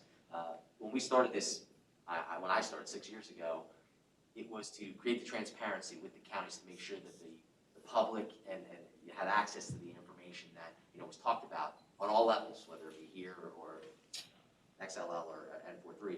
So by streaming the committee meetings, not just the board meetings, it's been an opportunity to even extend it and expand that access a little further. It's been appreciative of the general aviation community to be able to send out an email where we do these GA updates and we have these discussions. The information can be disseminated right from here. It's not somebody jotting down notes and trying to convey that message. It brings people here and they can hear and see. So Megan Everett of the LVGAA has been extremely complimentary of the board of governors and the staff to be able to, again, have this access, and we'll continue to do it.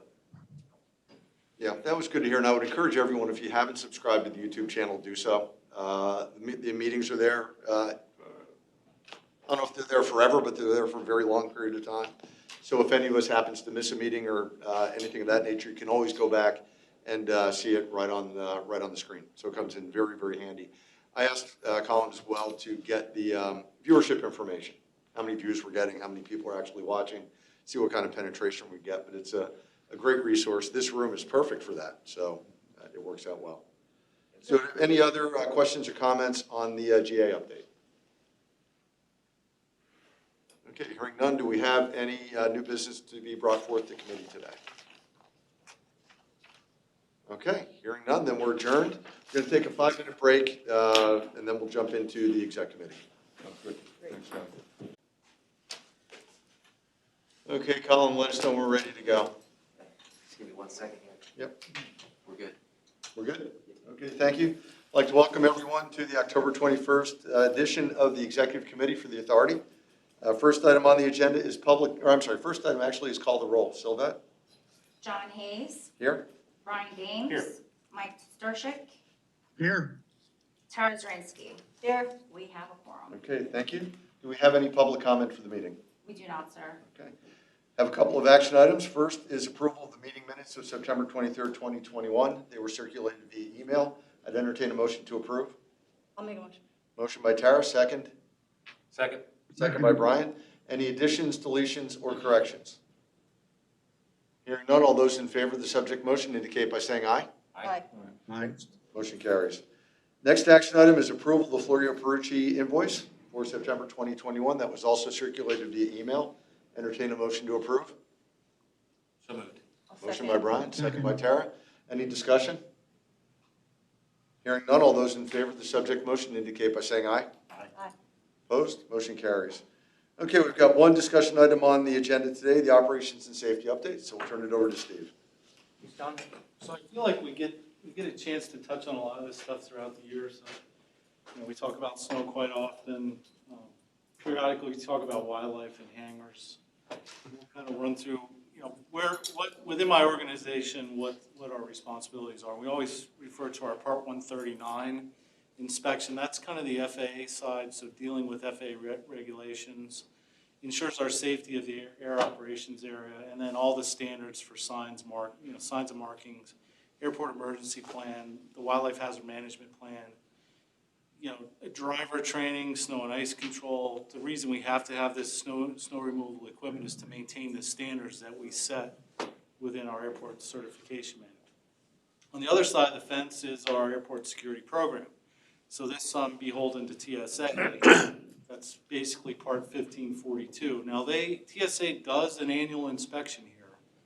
While the FAA is here for about a week, 3 to 5 days, the TSA spends about a month testing our security program. So they snoop around, they test all of our employees, they try to catch people by hiding their badges. So it's really an in-depth and comprehensive inspection. But that's where our security of the AOA and our site of security area. We have some airport security coordinators here who deal directly with the TSA and our, kind of establish how our policies and procedures are set up within our program. And then the police are primarily here to enforce our security program and our rules and regulations. So just quick, within our operations and safety department, we have our operation administration. Really the badging office is that group. They kind of coordinate the fingerprinting, the background checks. They maintain all the records. This is a double-sided file cabinet that's full of everybody's badging information. At this point, it's still a paper system, always looking for improvements in this area. They administer the training, so they ensure that everybody is not only initially trained, but recurrently trained. And then, as I said, record management. So not only for TSA, but FAA. It's the paperwork is a very important piece of for these inspections and with the federal organization. If you don't write it down, it didn't happen.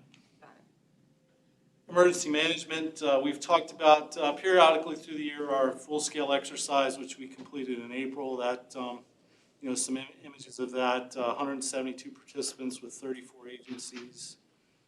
Our tabletop exercise we just completed here in September. We actually held it outside here on the second level of the main terminal building.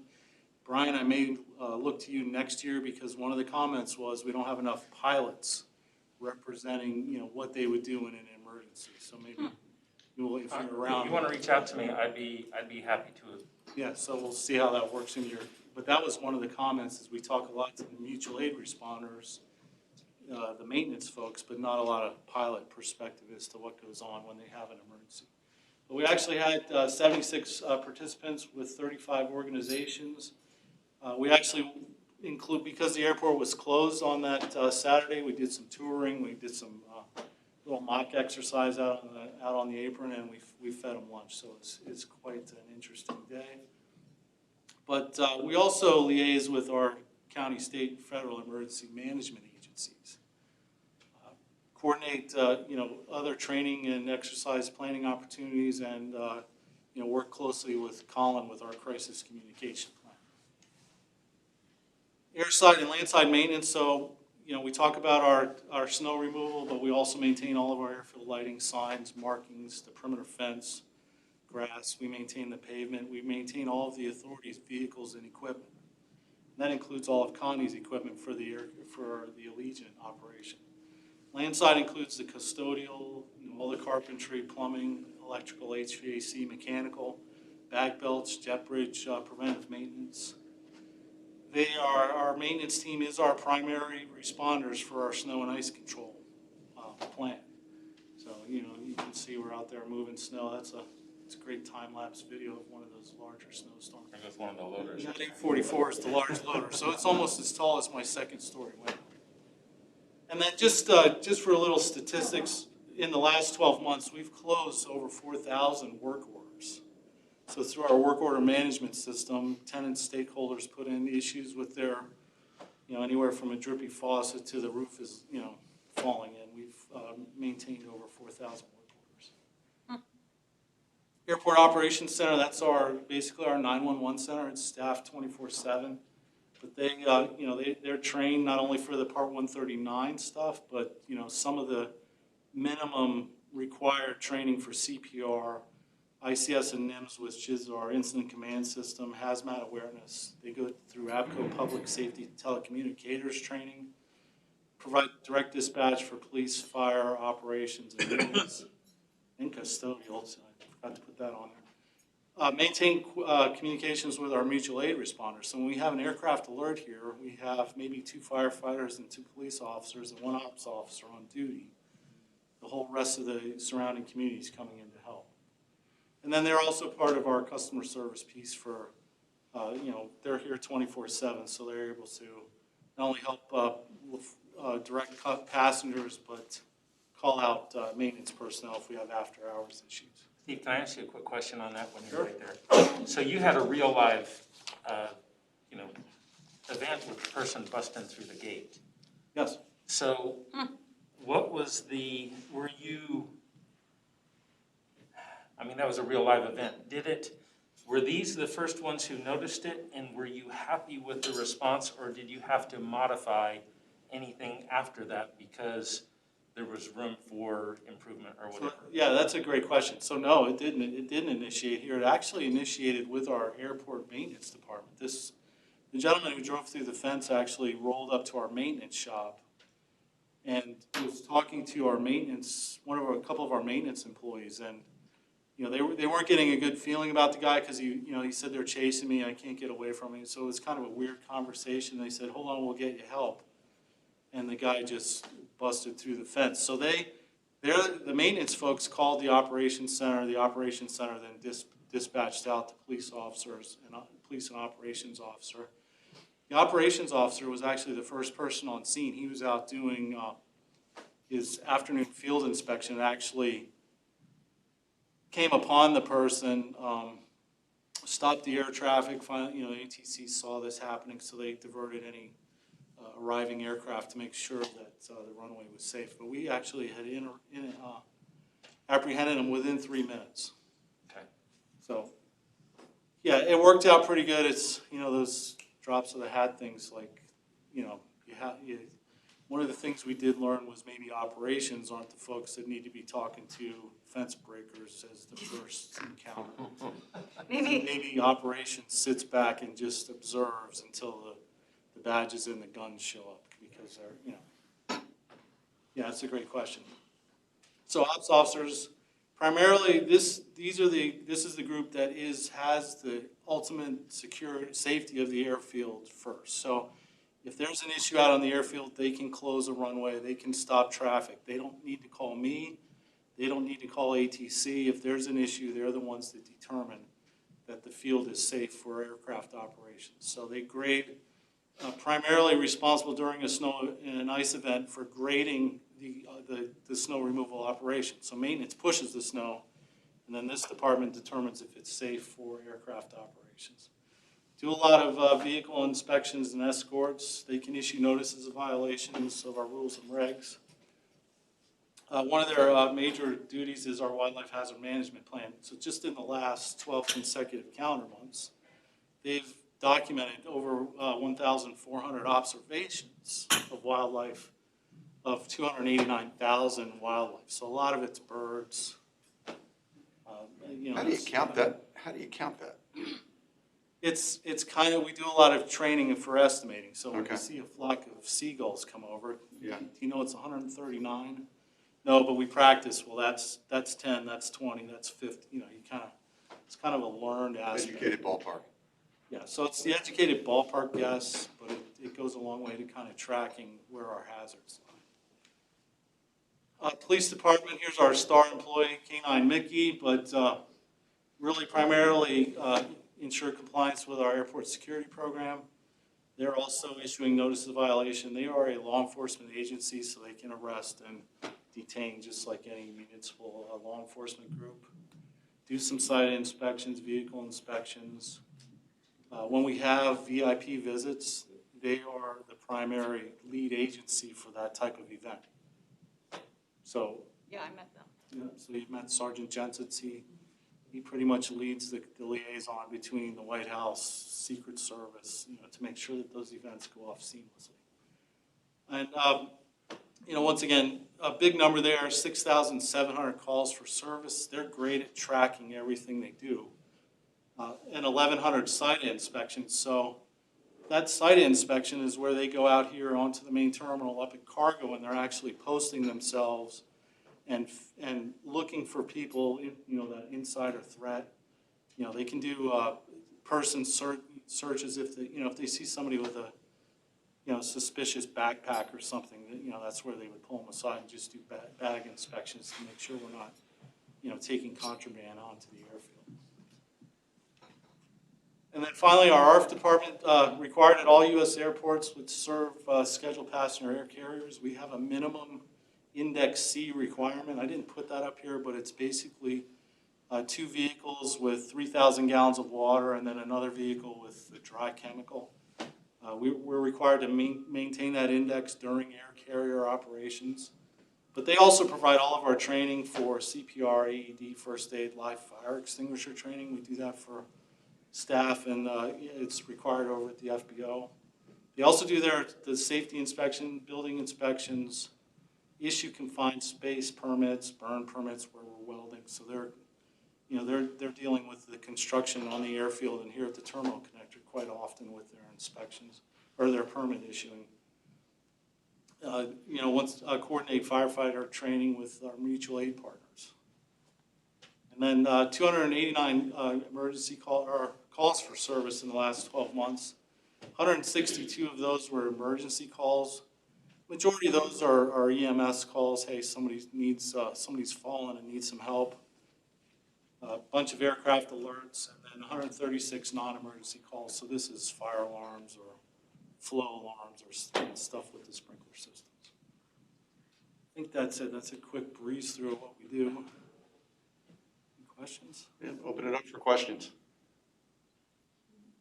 Good presentation. There's a lot that goes into ops, more than you might realize on the surface. I appreciate the compliment. We're Yep. the first responders for pretty much clogged toilets and aircraft. Okay, Steve, thank you. Appreciate that. Okay, do we have any new business to bring forward? Does anyone have a need to call an executive session? Okay, entertain a motion to adjourn. Make a motion. So moved. We are done. So we can move right then in, Sylvette, to the ad hoc committee. Okay, we'll go ahead and call the ad hoc committee to order, the October 21st, 2021 edition.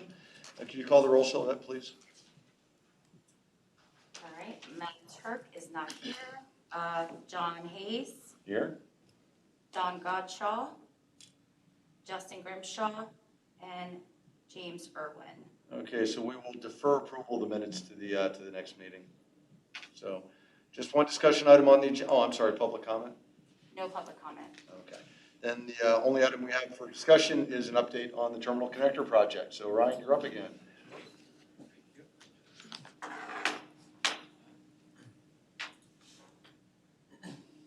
Okay. So go through the update here with where we are. A few changes from last time, but if you see any questions, let me know as we go through. Day 77 of construction.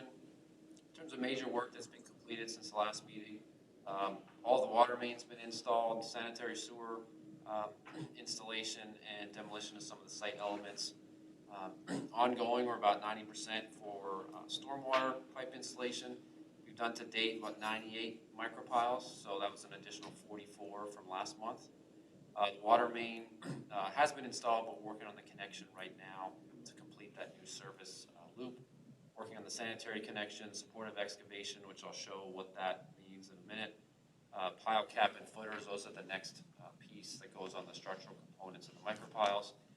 And one thing we wanted to note is crews have been actually working 10-hour days, 6 days a week, Monday through Saturday, to try and make up the schedule to really get us to a great stopping point, when winter weather shows up.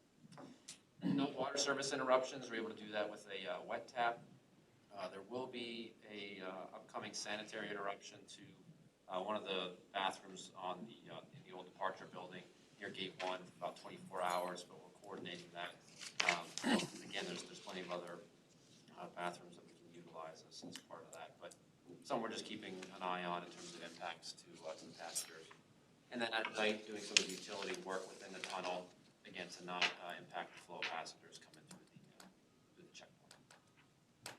So in terms of some of the look ahead, what's upcoming in the next few months. So this month, beginning of November, we're looking to complete all the utility installation. Again, the electric, water, stormwater, sanitary sewer, talked about. Final demolition of the curbs and sidewalks, actually right outside the window here. There's still some of the old sidewalk left that they're gonna take out, this next month. Again, completing all the micropiles, there's about 2 months left, given where we are. After that, and actually, starting a little bit next month, they'll again work on the foundation pieces on top of that. And then we talked about some of the long lead items that have been ordered that we're continuing to monitor with that as well. Here's basically where we are as of, I think, late yesterday. Again, talked about some of the utility work going on there. So this is that supportive excavation area. This is actually the kind of the first pit that's going to connect into the existing tunnel. You'll see here in a minute, but they go down about 5 feet at a time and then support. I think when they took this, they still have about 20 feet to go down. So that's a good piece that they're working on right now to keep that moving. And then you can see there in the middle, that's the existing tunnel right here. Again, that they're going down, doing what they got to do to protect the stabilization, and then sometime, I think next month, they'll be punching into the tunnel, putting up temporary walls and everything else. So more to come on that in terms of coordinating with, just so folks are aware of what's going on coming through the airport. Have we had any water infiltration problems with exposing the side of the tunnel like that? We have had, yes. Yeah. How bad? What was the one, remnants of the one hurricane? Yeah, that was probably the worst one. Yeah, that put a lot of water in a lot of Basically places. we had somebody mopping the water for about 16 hours straight. So the contractor was responsible to provide the manpower to keep the tunnel relatively passable for our passengers. Mm-hmm. Yeah, and that's something we continue to monitor, getting pumps on site as well as they need to do in the terminal. Okay. It's not been a problem. If we get just the typical pop-up thunderstorms, it's not an issue. But when we get the extended 3-4 inches of rain over a long period of time. Again, talked about the micropiles, continuing to move that forward, just some photos there. As we've done the drilling, have we hit things we didn't think we were gonna hit, or not hit things we thought we were gonna hit? There's, yeah, right. I haven't seen any geysers of I know, that's what I was oil. thinking. No, No oil. no oil. Yeah. Shale down there. Oh, No, you got a lot of limestone down there. Yeah. So Yeah. have you found pockets where there's like? I'm sure. We have, yeah.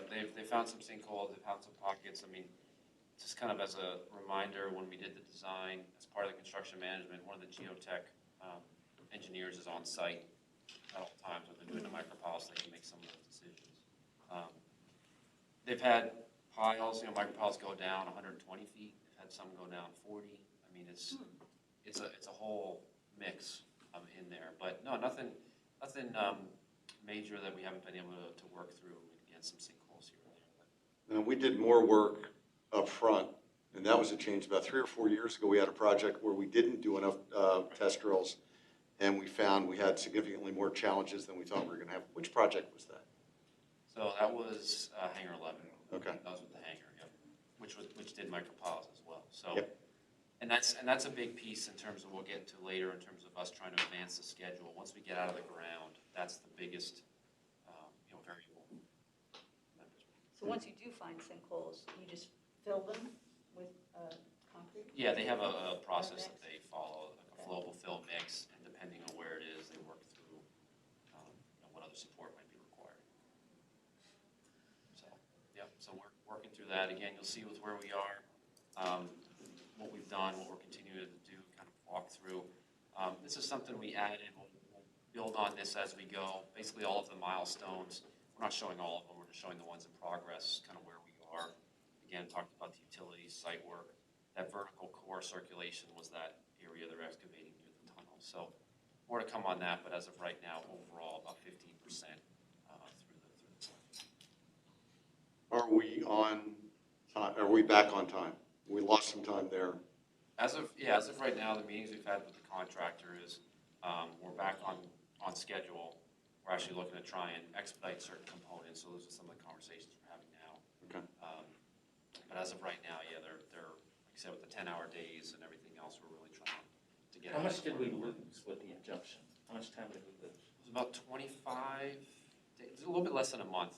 I mean, probably around a month by the time they remobilized. And they've already made up 25 days? They've made up just about half of that, I'd say. That's what they're trying to do before the flare. So they've been, yeah, the contractor and their subs have been, we've talked about before, we've done a lot of partnering with them. We have another meeting coming up early November, so we've kind of gotten them into, again, it's a win-win for everybody if we continue to push this forward, and get it done, either on time or before we said. Well, since we had the heavy rains, weather's been very good for construction. Oh, it's been, Yeah. yeah, absolutely. And it's right now long-term projections. No kidding. Out of curiosity, who do we use for long-term forecasting?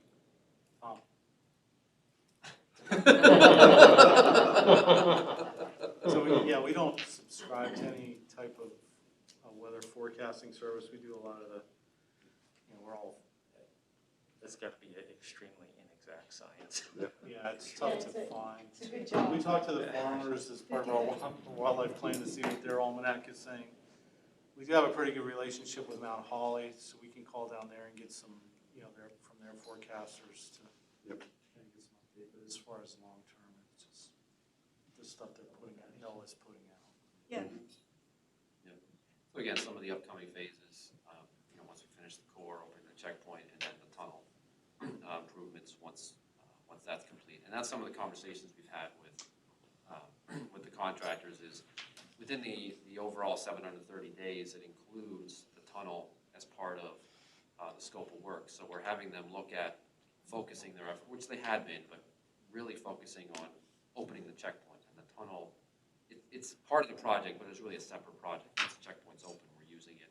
Mhm. That's just something as part of the secure exit portal and everything else we're working through. So more to come on that, but again, the schedule that you see on the right there has stayed the same at this point. I think we talked last month working with TSA. We're still in line. The equipment, they're actually coming out with a newer generation that's out now in 2022. So again, working through that to get the latest once they have the latest available. And again, just trying to expedite the schedule into next year. The one piece, Colin, you can chime in with this as well, is we're still waiting on our RACP. I guess potentially December, Next week after that. A couple, I mean, it's could be any day now. So essentially what happened was there was a RACP round that was opened up at the beginning of, or springtime. Awards are supposed to be made by August, September. We're now into November, awards haven't been made. Now, in that, there has been a second RACP round that has been opened up, Monday. We are not, because we applied for the last one, and not reapply for this next round. This is all new project. So the question really becomes, how is it all going to play out? Will it be one large announcement where they'll take everybody, so it's going to take a little longer because there are people submitting projects, evaluation, and then award? Or there could be the projects that were submitted back in the spring that have already been awarded that just haven't been released yet, that will be released. So it's really a question of how this is all going to shake out. So we're just watching the clock, and as soon as we know, we'll let everybody else know. yeah, and with that, so just as a reminder, we do have that $1 million RACP we currently have, which we're working on that kind of final application that's required by the end of the year. So we'll continue moving that forward, and then whatever award we get, try and combine the two and just obviously maximize the funding that way. So continue to move forward. The additional 1.778 from the state has been accepted. We're waiting the final grant offer, which we should get in the next month or two. And again, just expenditures to date is really all that's been updated in terms of the financials. But I believe that's current update. Unless anyone has any questions. We've opened up any other questions. We've asked a few going through. Okay, hearing none, Ryan, thank you. Appreciate it. Okay, does anyone have any new business to bring before the committee today? Hearing none? Entertain a motion to adjourn? Somebody? Tara? I can't make a motion, I'm not on the committee. Oh. But I'll Neither do am it. I. I'm not on it None either. of us are, we make my can't own close the meeting. Goes on forever. Yep, exactly, you can't ever end. No. Okay, go ahead and call it adjourned. I want to thank everyone this morning, and I want to remind everyone to feel free to tell Matt that I run better meetings, because we were out here quicker than